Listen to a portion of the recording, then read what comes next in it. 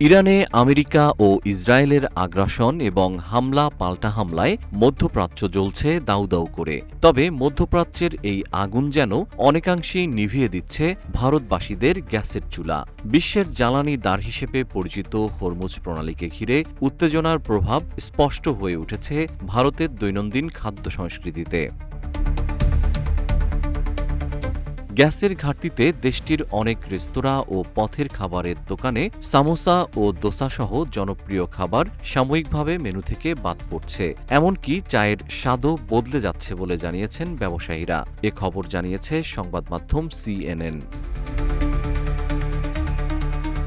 ভারত তার তরলীকৃত পেট্রোলিয়াম গ্যাসের প্রায় ৮৫% মধ্যপ্রাচ্য থেকে আমদানি করে, যা মূলত রান্নার কাজে ব্যবহৃত হয়। যুক্তরাষ্ট্র, ইসরায়েল ও ইরান সংঘাতের প্রভাবে সরবরাহ ব্যাহত হওয়ায় সরকার শিল্প খাত থেকে গ্যাস সরিয়ে গৃহস্থালী ব্যবহারে অগ্রাধিকার দিচ্ছে। ফলে অনেক রেস্তোরাঁ ও হোটেল বিকল্প ব্যবস্থায় ঝুঁকছে। কেউ কেউ ইন্ডাকশন চুলা ব্যবহার শুরু করলেও ঐতিহ্যবাহী ভারতীয় রান্নায় এর সীমাবদ্ধতা স্পষ্ট।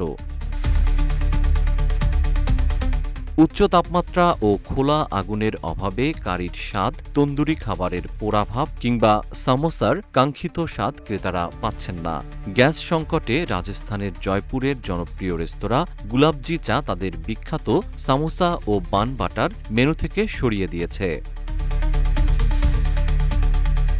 ভারত সরকার জানিয়েছে, পরিস্থিতি সামাল দিতে দেশীয় এলপিজি উৎপাদন প্রায় ৩৮% বাড়ানো হয়েছে এবং মজুতদারি ও কালোবাজারি ঠেকাতে অভিযান চালানো হচ্ছে। তবুও অনিশ্চয়তা কাটেনি দেশটির জনগণের।